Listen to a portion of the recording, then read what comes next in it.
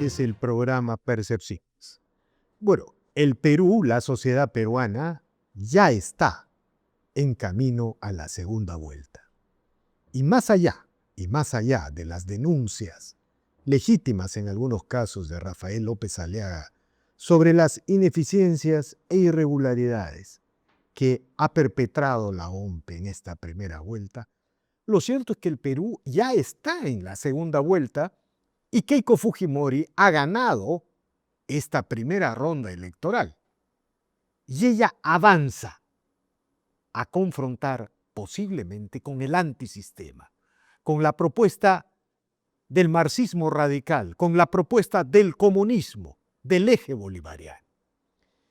Y amigos, esta segunda vuelta, querrámoslo o no, asemeja a una gran batalla final.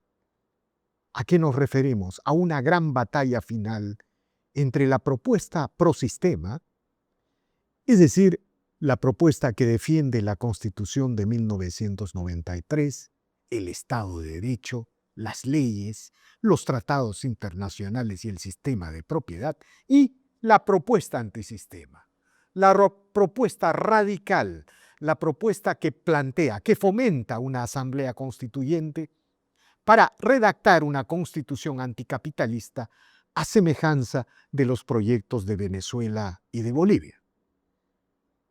Y sinceramente no es posible dudar, no es posible tomar distancias o posiciones cómodas frente a esta confrontación que puede definir el futuro del país durante las próximas décadas. Los peruanos de buena voluntad, los peruanos que pretendemos construir un futuro para las nuevas generaciones de peruanos, tenemos definitivamente que votar por Keiko Fujimori en esta segunda vuelta. No existe alternativa. Y en ese sentido, desde aquí queremos emplazar a todos los peruanos de buena voluntad, a todos los movimientos de buena voluntad, a una cruzada nacional para salvar nuestro país de la amenaza comunista.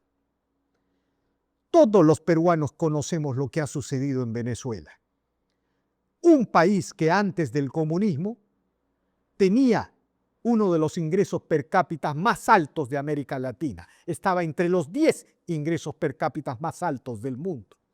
Los peruanos, los latinoamericanos emigraban a ese país porque Venezuela era y sigue siendo el país que tiene las mayores reservas petroleras del mundo.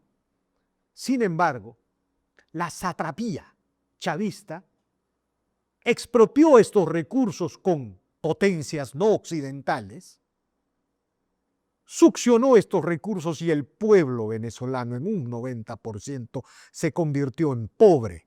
La pobreza se extendió al 90% de la sociedad. Y las familias que no han emigrado en Venezuela tienen que enfrentar el hambre diariamente y en algunos casos se siguen comiendo a sus mascotas. Esa es la realidad de Venezuela y esa es la realidad que tenemos que evitar aquí en el Perú. Por eso, no es momento de tomar distancias ni posiciones cómodas. En el caso de los candidatos Jorge Nieto, Alfonso López Chao, el señor Ricardo Belmont y la señora Marisol Perestello, ¿cuál es la posición que van a asumir? ¿Cuál es el criterio que van a asumir? ¿Van a tener una posición, digamos, equidistante de esta confrontación final que parece avecinarse en el país? Porque es final, amigos. En el año 2006 hubo una segunda vuelta entre una propuesta prosistema y una propuesta antisistema. Alan García, la genialidad histórica de Alan García, nos salvó de la amenaza del Humala del Polo Rojo. De lo contrario, hoy muchos habrían emigrado y la pobreza se habría extendido en el Perú. Ese Humala que en ese entonces obedecía a pie juntillas los mandatos de Hugo Chávez. En el año 2011 y en el año 2021 también hubo una confrontación entre sistema y antisistema. En estas últimas dos elecciones del 2011 y del 2021, el antisistema ganó. Pero la resistencia social y política y electoral que representó el fujimorismo en ese entonces evitó que desarrollaran e implementaran su plan colectivista.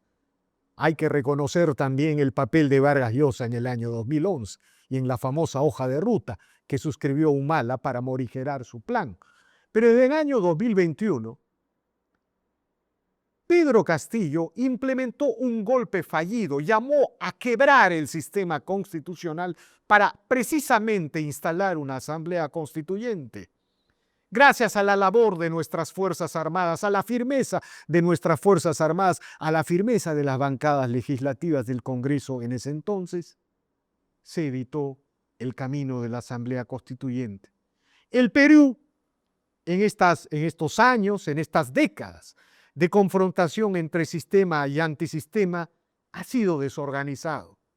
La anarquía política e institucional que vivimos es producto de esa confrontación. La ola de violencia criminal como expresión de la fractura del principio de autoridad democrático es consecuencia de esa colisión. ¿Cómo va a haber principio de autoridad en la democracia si en las 2 segundas vueltas una de las propuestas cuestiona el documento fundacional de la República, la Constitución Política del Perú? Bueno, eso se tiene que terminar en esta elección. Y Keiko Fujimori no solamente tiene que ganar reflejando esa mayoría absoluta de peruanos que no quieren al comunismo. Son 2/3 de peruanos que rechazan al comunismo. Y señor Jorge Nieto, señor Alfonso López Chao, señora Marisol Pérez Tello, si ustedes creen que pueden jugar con esta contradicción, simplemente están firmando el decreto mediante el cual establecen su plena desaparición política.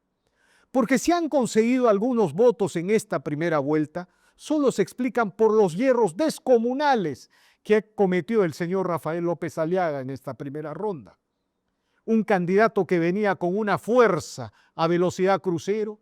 De pronto, cuando Keiko Fujimori empieza a desarrollar su campaña y ganar algunos espacios, se detiene en seco y empieza a atacar a Keiko Fujimori. Un candidato que venía desarrollando su campaña a velocidad crucero porque lideraba la crítica a la izquierda, porque se presentaba como un gestor de obras, de pronto empieza a liderar la censura o la vacancia, o como quiera llamárselo. Hay una discusión ahí de José Gerí y se pone al señor Balcázar, un representante comunista del eje bolivariano, que explica todo lo que pasó el 12 de sábado. Bueno, es imposible, lo ratificamos, lo sostenemos, mantener distancias, estar indiferente frente a esta confrontación, frente a esta batalla final que se avecina en la segunda vuelta, y todo peruano de buena voluntad, no porque sea fujimorista, no porque esté con Keiko Fujimori, sino porque ama a su país y no puede permitir que el comunismo le robe su país, tiene que votar por Keiko Fujimori. Muchas gracias, amigos. Espero que estas reflexiones sirvan para el debate y para la toma de decisiones. El Perú lo necesita. Gracias.